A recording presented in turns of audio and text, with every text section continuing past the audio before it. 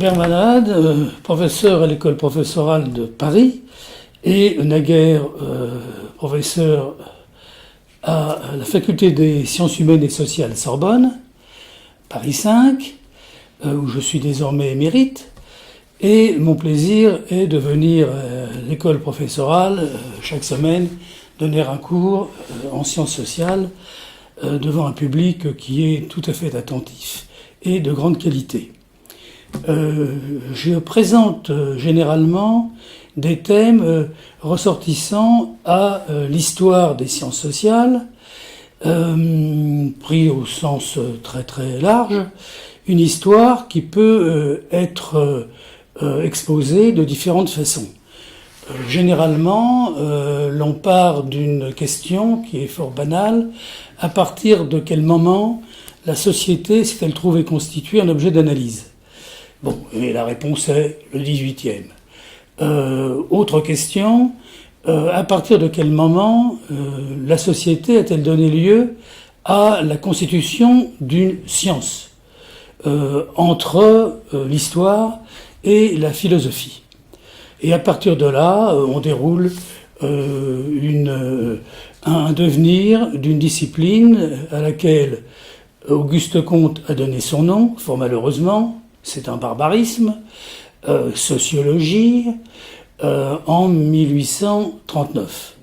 Après quoi se met en place ce qu'on appelle le corpus de la sociologie classique, avec un trio bien connu, Durkheim, Weber, Pareto, c'est-à-dire un français, un allemand, un italien, doublé d'une triade qui est plus modeste, mais qui aujourd'hui a pris une importance considérable et qui est formée, là encore, d'un français, Gabriel Tarde, d'un allemand, Georg Simmel, et d'un italien, Gaetano Mosca. Je propose cette année de procéder à une autre segmentation et de nous intéresser aux écoles en sciences sociales. Différentes écoles se sont en effet succédées tout au long des 19e et 20e siècles. Alors, chacune d'elles a réuni, en plus ou moins grand nombre, des théoriciens qui avaient en partage d'identiques modes d'investigation, de compréhension ou d'explication.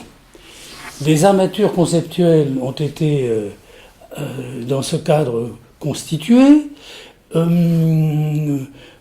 qui ont reçu le nom d'un site, d'une ville, l'école de Francfort, d'un pays, l'école autrichienne, ou de son fondateur, par exemple l'école de Lopley, ou l'école de Durkheim. Des thèmes et objets d'études se sont trouvés associés à ces écoles, par exemple pour celle de Chicago, la sociologie urbaine, et l'idée d'équilibre économique pour l'école de Lausanne, et ces thèmes et ces thématiques ont évolué au fil du temps, donnant lieu parfois à des scissions. C'est le cas pour l'école de Lopley, qui s'est divisée en deux aux abords du XXe siècle.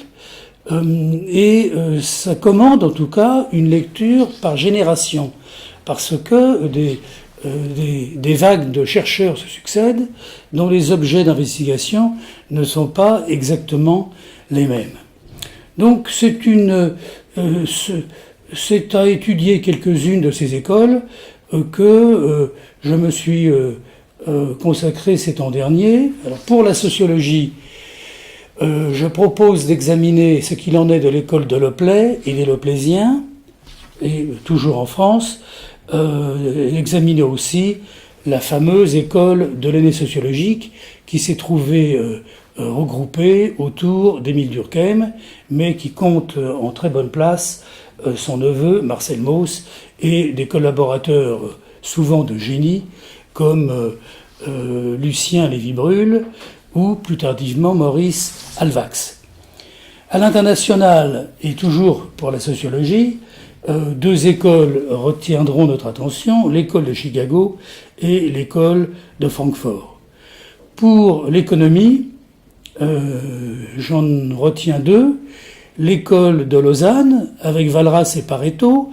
Le cas de Pareto étant extrêmement intéressant, puisqu'il est à la fois économiste et sociologue, à la fois un théoricien précisément de l'équilibre économique, mais aussi un théoricien de l'élite, des élites et de l'élitisme. L'autre école importante étant l'école autrichienne autour de Karl Menger. Troisième domaine, l'histoire, avec deux écoles, celle qui est qualifiée de positiviste, et puis, bien sûr, pour le XXe, la très fameuse école dite des Annales, Économie, Société, Civilisation, lancée à Strasbourg en 1929 par Lucien Febvre et Marc Bloch, qui a été réactivée au lendemain de la Seconde Guerre mondiale, qui a connu différents tournants, et donc une pluralité d'orientations qui sont très intéressantes à suivre. La conclusion de cet enseignement se trouvera dans un retour vers un héritage du XVIIIe, une école qui en France n'est pas parfaitement bien connue côté sociologue. Il s'agit de l'école écossaise, car les membres qu'elle rassemble, les auteurs qu'elle regroupe, ont posé des questions décisives pour nous. Voilà donc ma proposition, l'étude d'écoles, de leur genèse, des vicissitudes traversées et surtout de leur rapport méthodologique et théorique. Songeons par exemple à l'école de Chicago, qui est fondatrice non seulement de la sociologie urbaine, la constitution de la ville comme laboratoire, mais aussi d'une écologie urbaine qui nous intéresse très particulièrement par les temps qu'il fait.